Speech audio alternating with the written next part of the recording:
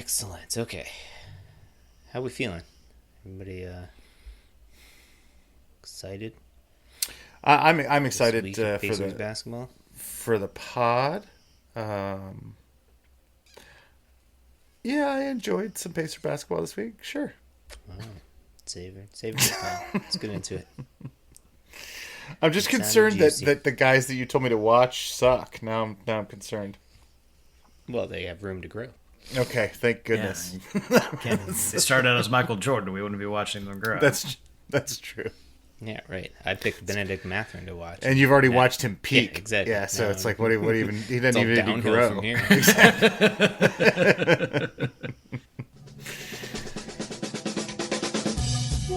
Yeah, so just prepare to.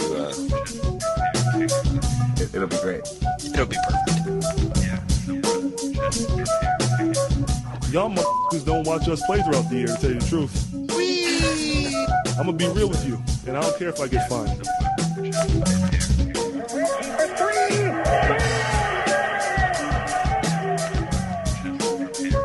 I got my sweet jerk off. Put some strings on. That train is off the tracks. Who doesn't love the bouncy castle? Hitler. Just prepare to. Yeah, so just prepare to be awash in undebeatable goodness.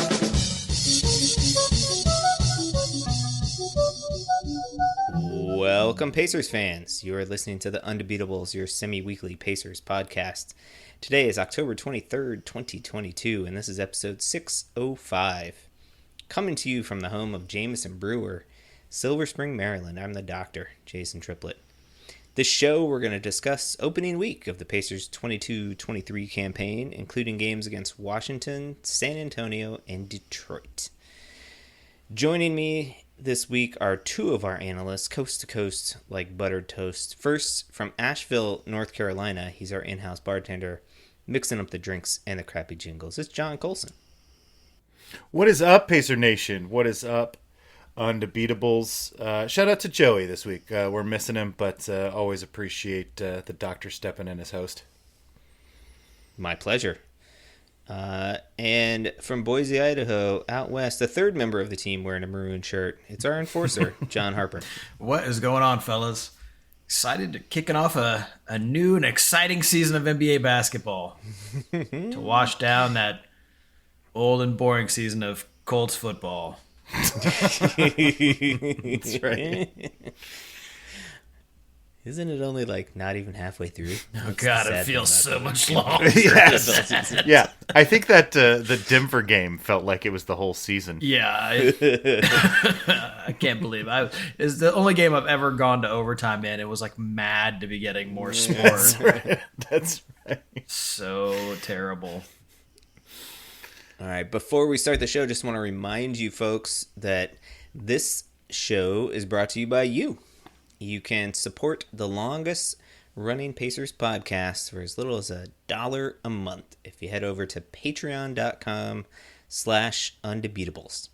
There are also higher tiers of $5 and $10 a month if you want to get access to some exclusive free paid content. You are more than welcome to subscribe at that level. All right, new season, new segment. We're going to start out, we're going to debut a new game, which so far we're calling NBA News of the Week. That is a working title. After you see how it goes, email in alternate names. Colson, how does this work? So I stole this straight off of Wait, Don't Tell Me. I don't think you're supposed to say that on the air, buddy. It's okay. Plausible No. deniability. I love those guys. They don't need our help, but go listen to that show. They had Saturday was a great episode. But basically, they do a true and false news of the week thing, and so I'm going to do that with you guys. I'm going to ask you questions, and you just have to tell me true or false. So I'm going to start, because we're all wearing maroon, I'm going to start with a Cavs-related question. Harper. Starting the season with a 1-1 record, Cavs fans are encouraged by Mitchell's... wow. Give me 1 second. I don't know what I wrote here. Just shaking off that preseason rust, buddy. That's right. That's right. Starting the season with a 1-1 record, Cavs fans are encouraged by Donovan Mitchell's as he broke a franchise record in his first 2 games. True or false? Almost true. True. He had back-to-back 30-point games. Wow. That's never happened in... Well, okay, sorry. Opening a season. LeBron James has definitely had back-to-back 30-point games. Yeah, it seems like that's probably a thing. Opening a season back-to-back 30-point games. So that's true. That's true. And so were there 2 records, or was the record just... That was just it. Okay. That was it. Yeah. It was a rough start on my game. Not a rough start for Donovan Mitchell, but rough start for me. Jason, Paolo Banchero became only the second teenager in NBA history to start his career with 3 20-point games. That sounds truthy to me. That is false. He's the first player to do it. Wow. Averaged 23.5 points at his first 3 games, along with 7 rebounds. So, Harper, in explaining Joel Embiid's poor performances to begin the season, Coach Doc Rivers revealed that Embiid hadn't played basketball for 2 weeks prior to the season due to plantar fasciitis. True-ish. False. It was 2 months. Hadn't played basketball for 2 months before the season began. Jason, Gordon Hayward of the Charlotte Hornets is rocking a brand new hairstyle this season. He's got shaved sides with a coiffed top. He says it feels great heading into the season. False. Hasn't he always had that haircut? No, apparently it's new. Apparently the shaved sides has been a big deal on Twitter. That is true. He also liked a tweet that has him being traded for Russell Westbrook to the Lakers. So he's loving life right now. Yeah, the Charlotte fans are loving him on their team too. I'm sure it's Harper. While AD and LeBron have played well offensively, their 1-2 start has been potentially blamed on their 22.3% 3-point shooting. true. False. They're 0-3.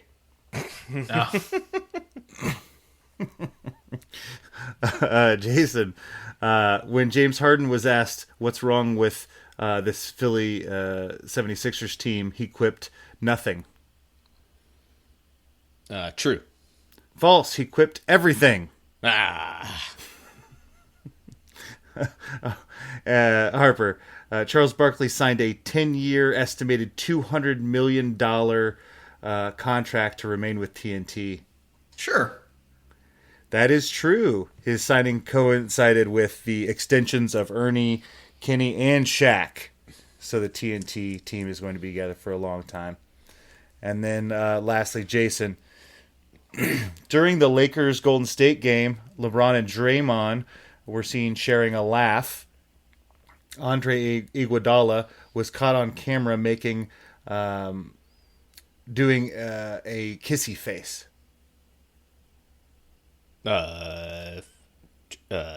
False. False. That's true. He was caught on camera gesturing self-pleasurement. Nice. AI was not real happy. The season. AI is not real happy with the Draymond LeBron love. Apparently, that's got to be good for chemistry. So loves Draymond, hates Jordan Poole. Got it. Right. Well, that was off to a rocket start. I think we went over 8 on that one. Probably. This is like Colson's like that history teacher that you didn't want to have, that like, you know, trickily words the true falses. Exactly. So you got to pay super close attention. All right, this week the Pacers played 3 basketball games and they went 1-2, as predicted, I think, by me. I think you were the last person to guess, so you just took what was left. 2 things can be true. you know? Okay. Okay. Wednesday, October 19th, the Pacers hosted the Washington Wizards and lost that one, 114 to 108. Although being down 18 and then rallying to within 3 in the last minute to make things exciting. Notably after yours truly went to bed.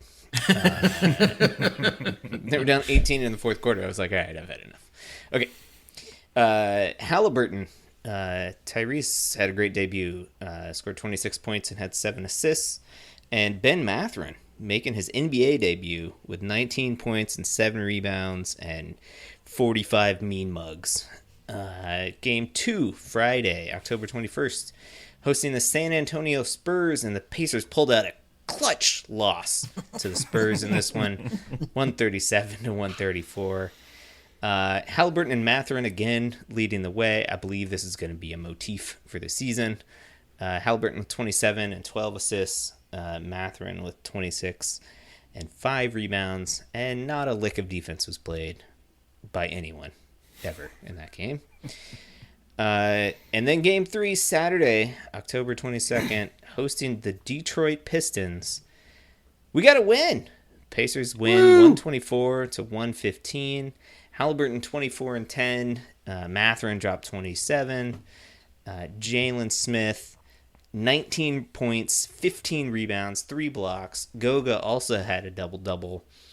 Twin Towers in the house. Pacers off to an exciting start. Harper, what did you take away from week 1 of Pacers basketball? Well, guys are largely doing what they're supposed to be doing out there.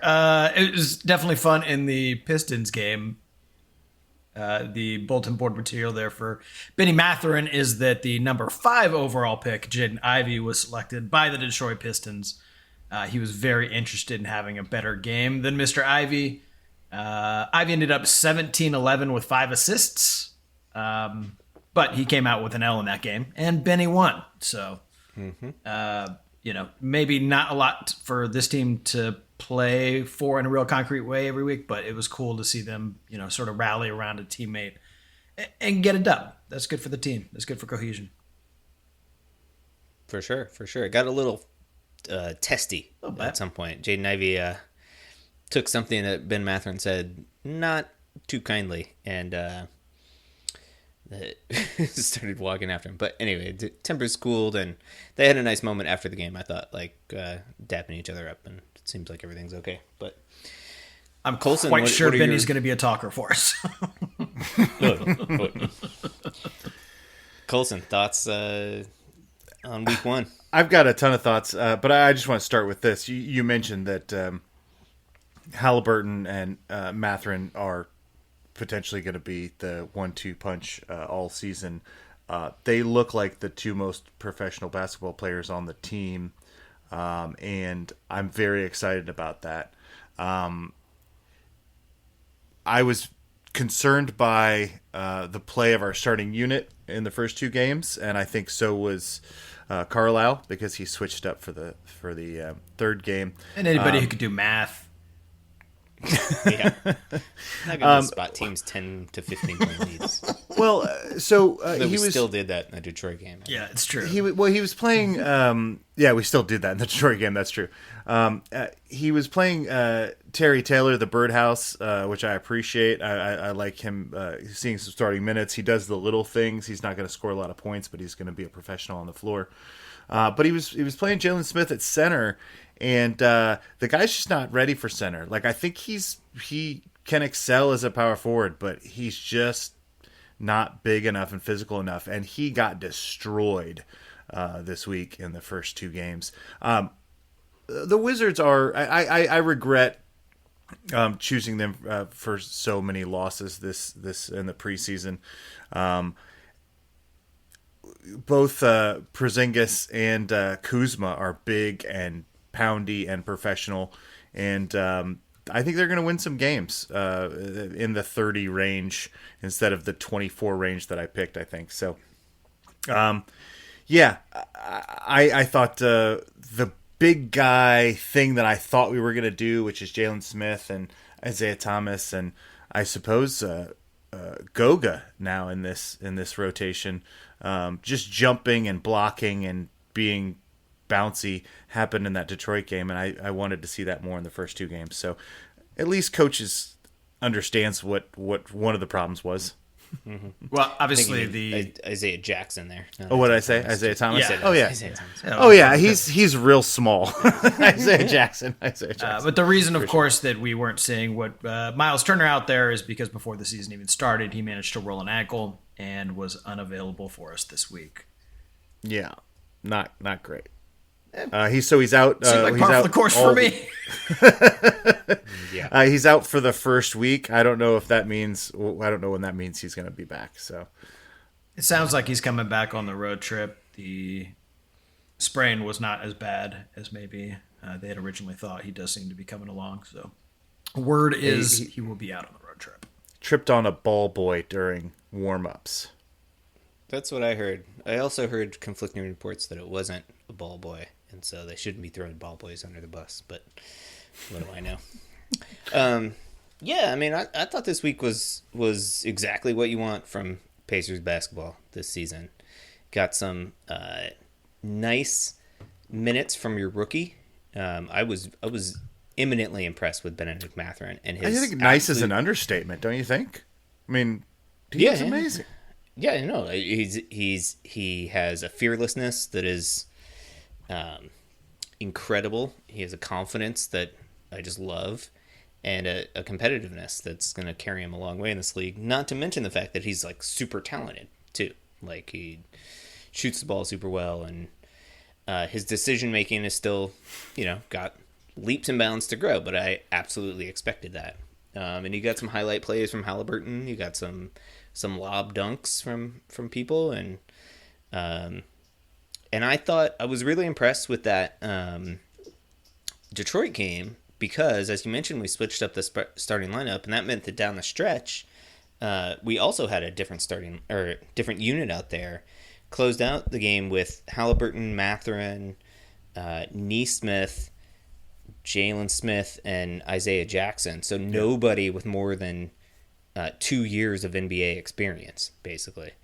And they were able to execute and hold on to a win and get a win against the Detroit team that has, obviously they're not very veteran-laden either, but they have guys like Cade Cunningham who was starting to take over the game, and the Pacers were able to nip that in the bud and hit some key shots, and sort of everybody contributed, which was the thing that I liked. Even Nesmith, hit a big three, and Halliburton hit a couple from the logo, and yeah, it was all you could want. Yeah, it's great. And Rick is clearly not afraid to shuttle guys out there to see who's going to play for us in crunch time, right? Nobody's minutes on this team are decided. So everybody's going to have a chance to play and compete for minutes all season. That's right. Oh, yeah, and even Andrew Nembhard got some minutes there at the end, and that kid's a baller, isn't he? Over a TJ McConnell. Played well. And played very well and made some really smart decisions to get us easy buckets, and didn't panic. I'm very impressed with him as well. I am too. Yeah, I agree. McConnell was great all week. I mean, he just does what he does, right? He stole inbounds passes. He got those clutch layups at the end of shot clocks and stuff. But we're used to that. What's more interesting is watching. You're right. This Nembhard kid, kind of play what looks like beyond his years right now. I mean, I know it's only a few games, but he just he looks competent out there. One of the things that there's multiple things that struck me this week. One is that Buddy Hield is a professional basketball player that seems to make poor decisions most of the time, and yet he still contributes in positive ways at the same time. And I think I'm fine with trading him now. You've come around. Huh? Well, no, 1 because week the thing of is like, well, no, I think he's a rotational basketball player on a team. Like he does, I think, probably more positive things than negative things, but he also is doing enough questionable head scratching things that I'm not really sure I want him teaching my younger players. So I'm ready to ship him out he's a nice kid. I root for him. He's a pacer. But yeah, I'm over the experiment. So if he starts losing minutes to our rookies, I'm okay with that. Well, he will be losing minutes to the rookies because they're playing much, much better than him right now. Yeah. Yeah. But I also don't think it's a huge danger that he was going to take over the leadership and teaching roles on the team. So I hadn't lost. I don't know. You gotta rely on the veterans. You know, he comes over and pats you on the butt and tells you something. You probably want to take that. You know. Yeah, take in the good job and ignore the rest. This has to do with that sweet shooting stroke. Right. Oh man, well, you know, it's he and Mathra do the similar thing, which is take questionable 3-pointers and also just drive into lots of traffic. But Matherin's shot tends to go in the questionable traffic. Well, and Matherin has an excuse for that. He's a rookie. He has no idea what the hell he's doing. Right. But also is 10 stronger years. to get it to the hole. So Yeah, he's very, very strong finisher in the paint to the point where I'm already questioning the amount of contact he is subjecting himself to in his young career. sure. Yeah, but he's built like a tank. And he is, but, you know, those things add up. Sure, that's true. It's a long season. I was particularly impressed with Goga throughout the Yeah. week as well, too. I thought that, you know, here's a guy that probably wasn't expecting to get any minutes this week, right? Because he's the fourth big in this rotation, and then all of a sudden Miles Turner goes down and he's asked to play big minutes and does a decent job, I would say. I would say better than decent. Like I was giving him a hard time about sort of the Matador defense. I thought he played tougher. I mean, he still can't guard the perimeter, No. but that's not his job. That's not what he's paid to do. I thought he was better in the paint. I thought he was, making people's lives hard on that end to an extent, and also playing really well offensively, passing the ball when he should. I mean, I just was really impressed, setting solid screens. He seems to be making less mistakes than he was in the first 2 years because he's figuring it out. I mean, this guy looks like it gives you some ability to trade Miles Turner. Although again, I'm not ready to do that, but he gives you depth up front for sure. Right on. The other trend that I wanted to discuss with you guys was the first two games, at least, the Pacers got down big, super big, but then were able to make these massive rallies in the fourth quarter, getting within a 3-pointer in both situations. Against San Antonio, had a shot at the buzzer to try to tie it up, and I think with maybe a minute left or something like that in the Wizards game, got within a 3. What's going on here? Is this just a rookie young team phenomenon? Like they just don't know what's going on in the first 3 quarters, but they're clearly competitive enough, which is what I took away from it. Is that they just don't quit, which is great. Yeah. And maybe the other teams took their foot off the gas a bit. That was definitely a part of it. It's nice to be playing against those second units late in the game, put together a run. But, it's also tough for a young team to come in and lose, the longest tenured pacer, sure. Before tip off of the first game pretty unexpectedly, and, kind of reshuffling the lineup at that point does make things tougher. Should it lead to the starting lineup being, minus 20 in the plus minus every night? No, it shouldn't, right? But it's certainly something that you can circle and ask for improvement on. They've been watching too much Colts film. Yeah, well, I have two answers to this. One is that we're a young team, so execution isn't what we're good at, but energy is. And I think down the stretch, we're getting the loose balls, we're doing that stuff. And then two, the other answer is Matherin, right? He's not in the beginning of these games. And Matherin has been the driving force to get us back into these games late. I mean, it was at the first game against the Wizards where he was just pulling off magical stuff. He had a couple tough, bunch of guys in the lane getting 3-point plays, and also had a couple tough threes to scoring. I think he's scoring almost a point a minute right now. I mean, he's been absolutely a beast. So I think those two two are the main answers to that question. I also think Halliburton has been better than advertised. He's just been an absolute revelation, and I think he's trying to figure out the balance between scoring and sharing the ball. And I thought in the first two games he came out and said, I've just got to score the basket. And I think in the third game he did a better job of saying, I'm going to set these guys up and I'm going to wait to score later. Right. You know, and I think if everybody just stands around and watches Halliburton score at an amazing clip, you don't have to cut as hard or do as much stuff, you know. And so I think that's something he's still learning.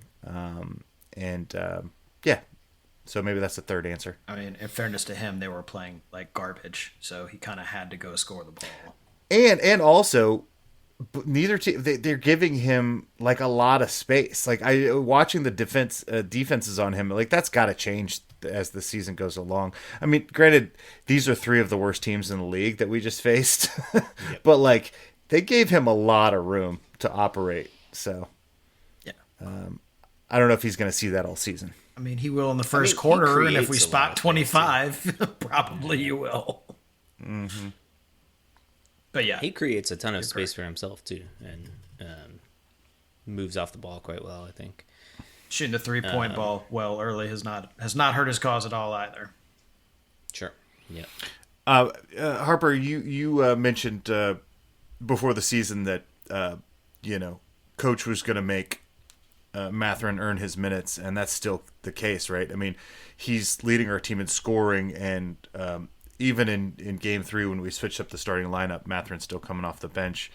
How long do you expect this to go on, or do you think at some point soon Mathurin, Halliburton is going to be the starting backcourt of the future?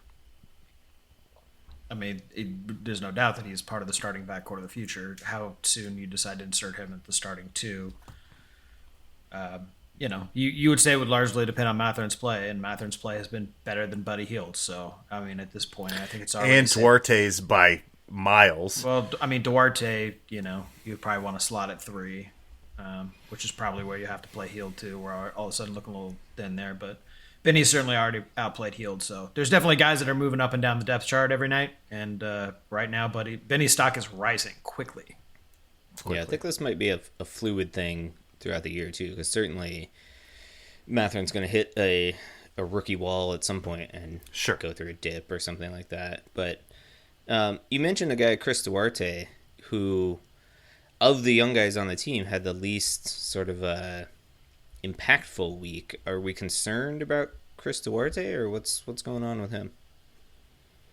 Yeah, I think we probably will talk a lot more about him on Thursday, but I mean, as much as Benny's stock is going up, Duarte's is going down. And, with Buddy being forced out of some of his minutes at 2, I mean, everybody's playing for time right now. Yeah, I thought, I just thought Duarte would play well in the starting lineup with not a ton of offensive options, and he'd play less well with Mathurin, and so I thought splitting them up would work, but I'm not sure. I'm not sure what's going on with Duarte right now. Again, we'll talk about it more, but he's he's not even getting that many minutes, right? Yeah. Like he played 19 minutes in the Wizards game, 16 in the Spurs game, and 21 off the bench, I guess, in the Detroit game. But he started 2 games shots and went broken. 6 for 23. So, I mean, what are you going to do? And he's not playing lockdown defense either. Right, exactly.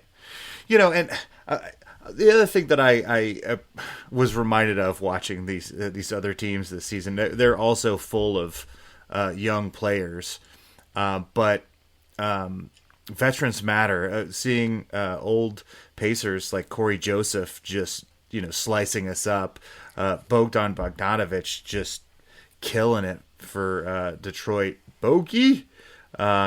And then also the few minutes that James Johnson had coming off our bench.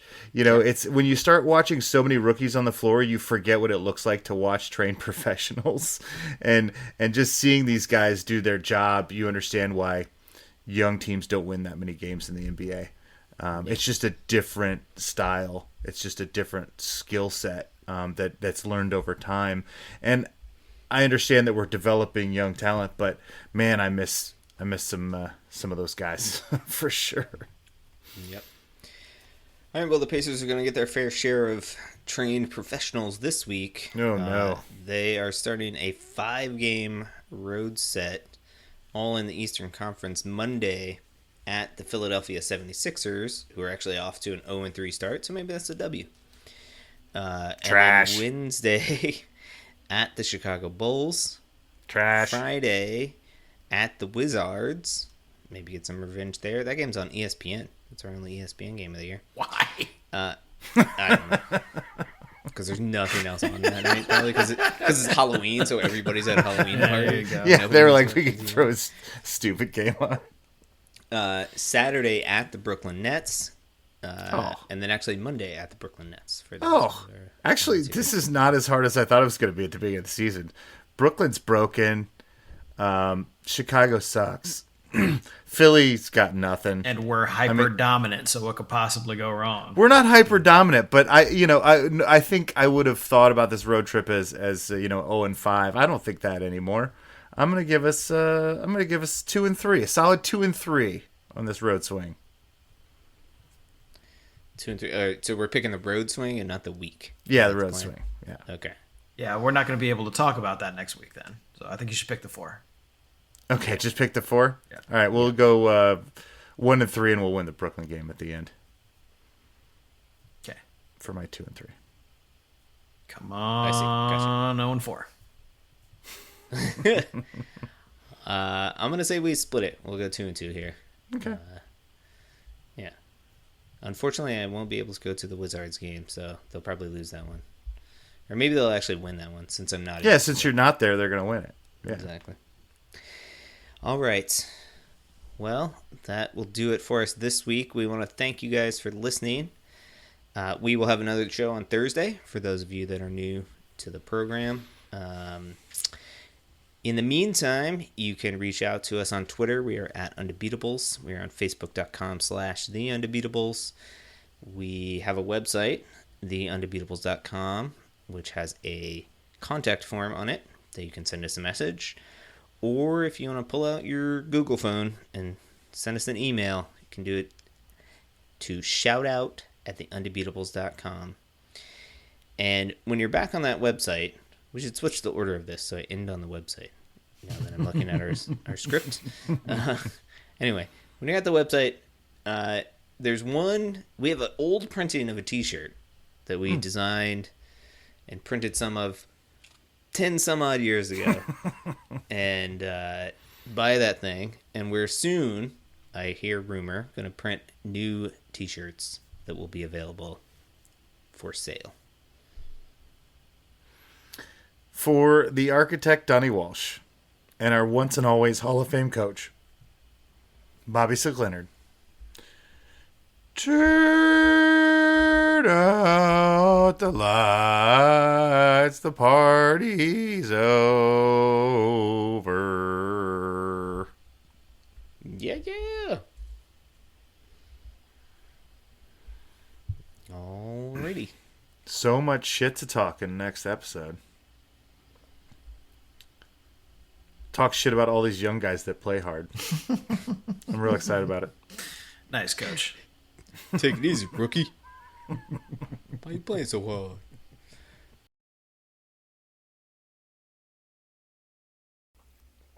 That's true. We went to a brewery today and got lunch, and it was one of these places that like is on this new model of like they're like fair wages for all of our employees. We're going to pay people above the tipped wage, and we add a fair wage fee to your thing of 15%. If you want to tip on top of that, great. We split it amongst everybody, blah, blah, blah. And the socialist, workers' right, labor rates and power part of me was very conflicted, because it turns out if you're not motivated by tips, you give just absolutely shitty service. It took forever, and it was not that busy. Yeah. And like Like, Yeah, it was like, horrible. like being in France. Those Yeah, those it 5-hour was. meals that they have there, it's not because of the experience, it's because that's just how long it takes them to get through a meal. Exactly. Well, I've always said that the worst service you can have is when things are slow, because people just they just forget that you're there, or wander off, or do something else. Super busy also could be bad service. You want the kind of like nice hum in the restaurant. That's when your best service happens. Yeah, I suppose we did come after like the lunch bump, but I mean, it was a Sunday. We were there at 1:30. Like that's still that's like prime time lunch time. Gotta keep going. Bring in fresh blood. Nap time. Yeah. Yeah, exactly.